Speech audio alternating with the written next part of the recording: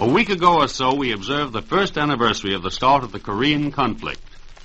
Now, according to the latest news reports, there seems to be some possibility that this conflict may soon be at an end. We all hope that it will be.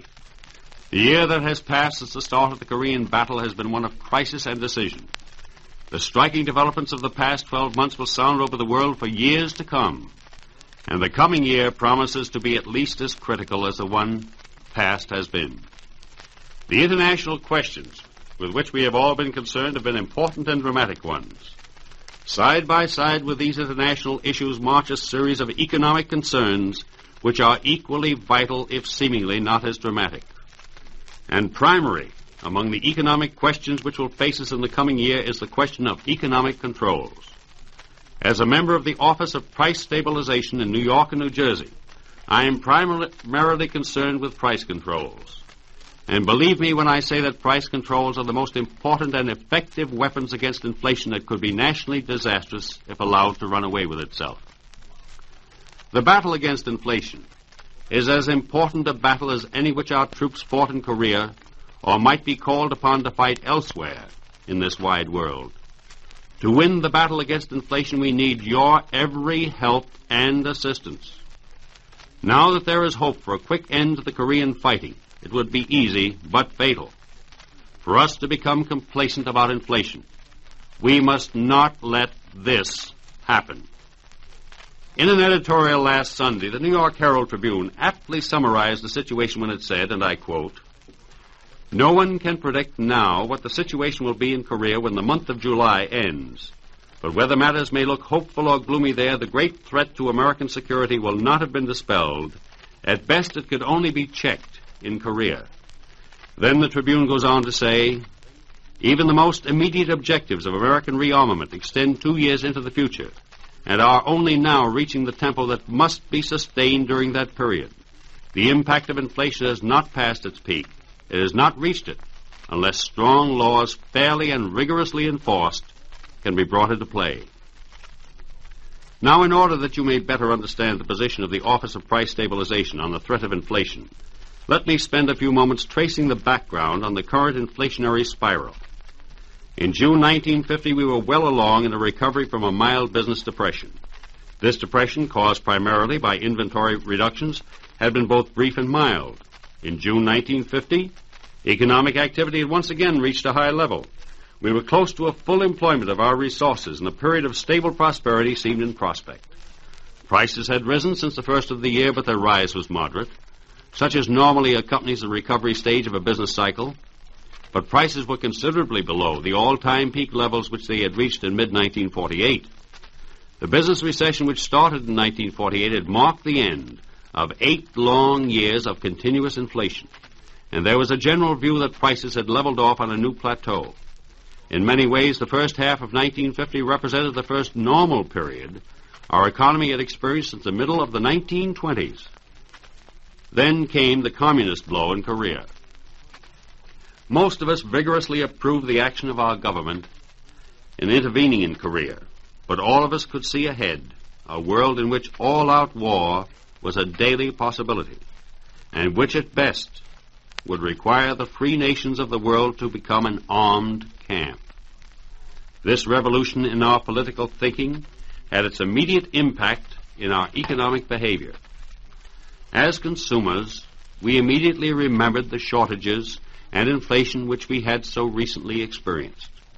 We had better buy those new cars and refrigerators that we had been thinking we might need.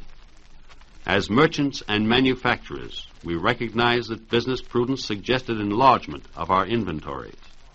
And some of us, frankly, decided that this would be a good time to put much of our assets and credits into the form of goods that were likely to become scarce. It suddenly became hard to find some of the things we wanted.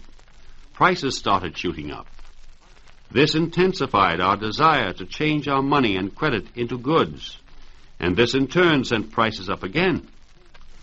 Within a few weeks, the President declared a state of limited national emergency and requested that Congress give him some authority over economic controls. But the President did not request the authority to establish price and wage ceilings. This authority was granted him as a result of the insistent demands on the part of certain congressmen. An act was passed by the Congress and signed by the President on September 8th.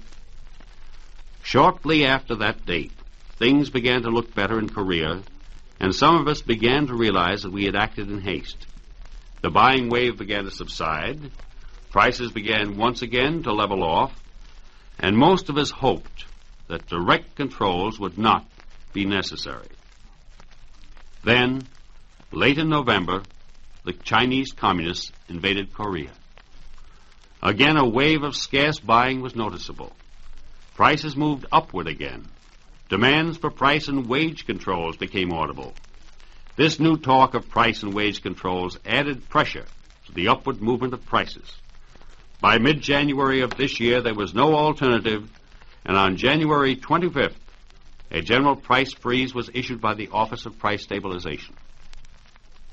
That, then, is the background. Right at the moment, however, things look somewhat different than they did in January. Largely as a result of the ceiling price regulations, which have been issued by the Office of Price Stabilization, prices once again seem to have leveled off. Once again, some people are showing signs of becoming complacent about the need for controls as anti-inflation measures.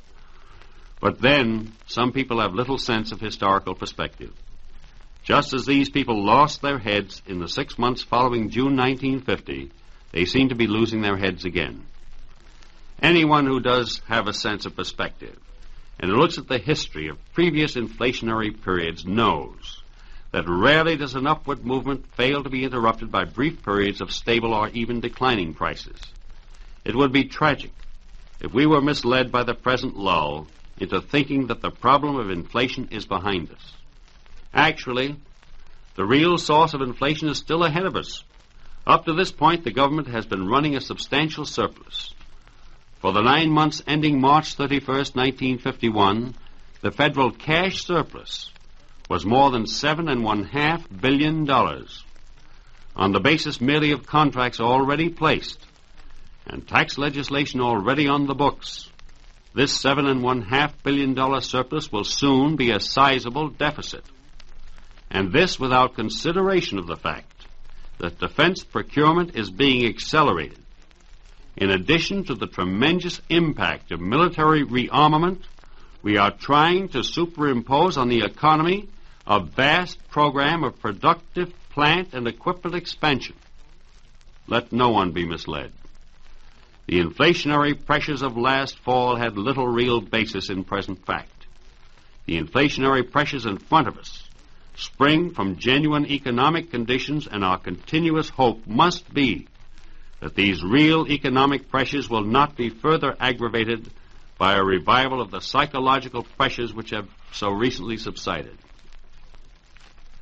The controls which have been developed over the past 6 months will soon begin to bite, and bite hard.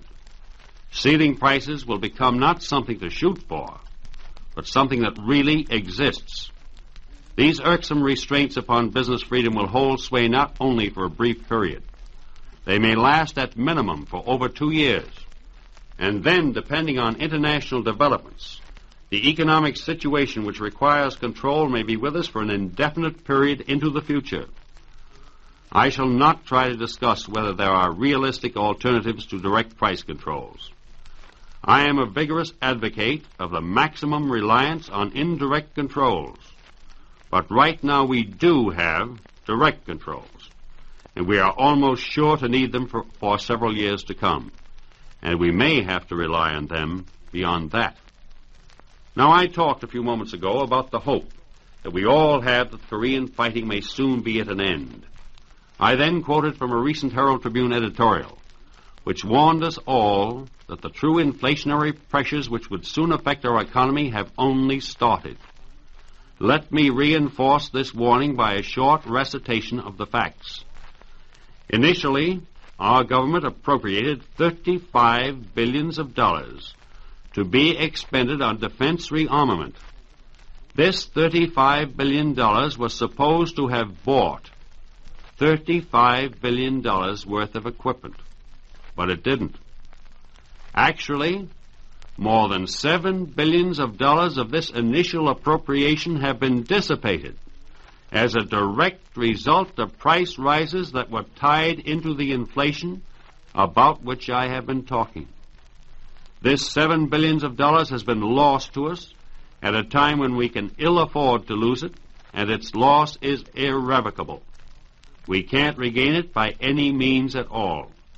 The best that we can hope to do is to prevent similar losses in the future by fighting inflation with every weapon that is available to us. The battle against inflation is your battle. My office and other governmental agencies which have been formed to fight inflation can only carry this battle so far. In the final analysis, it is you, the people of the nation, who must win this vital fight. Our economists have estimated that every 2% rise in prices adds a total of $1 billion a year to the defense rearmament budget and to the cost of operating our government in these trying times. If you and your neighbors will pitch in now, if you will help, if you will do only your own part in this full-scale battle, you will achieve a multitude of results. You will save your government vitally needed dollars, and in so doing you will save yourself dollars. And more important than dollars, you will help save freedom throughout the world. You will ensure your children the 4 freedoms that you have enjoyed and that I know you want them to enjoy. Now I know that it is a fairly simple thing to tell someone else to do something, and that the doing is sometimes much harder than the telling. But in this case, the methods by which you can help are so simple that they may come to you as something of a surprise. You can help fight inflation by always keeping in mind this simple creed. Each time you go into a store, say to yourself, I will only buy what I need when I need it. I will pay only the legal ceiling prices for whatever I buy, and whatever I buy whenever I buy, I will always buy wisely. I do not think the controls are basically in the spirit of a free American enterprise. I do think that inflation is an ominous threat to our future security. Of course, there is an alternative to inflation and controls. We could avoid this unpleasant situation in which we now find ourselves by abandoning our defense program and sacrificing the liberties of our free allies and perhaps ultimately our own to the communist aggressors. But I, for one, do not wish to follow such a path, and I am sure that those of you who are listening to me will not and could not choose such a solution. Our security has been and is being threatened every day. We have decided to arm ourselves for defense should a full-scale fight be in the offing. Let us stick to our original goal of freedom and let us all fight for it. If we here at home do our part in fighting inflation, I am sure that our armed forces will protect us on whatever battlefield they will appear.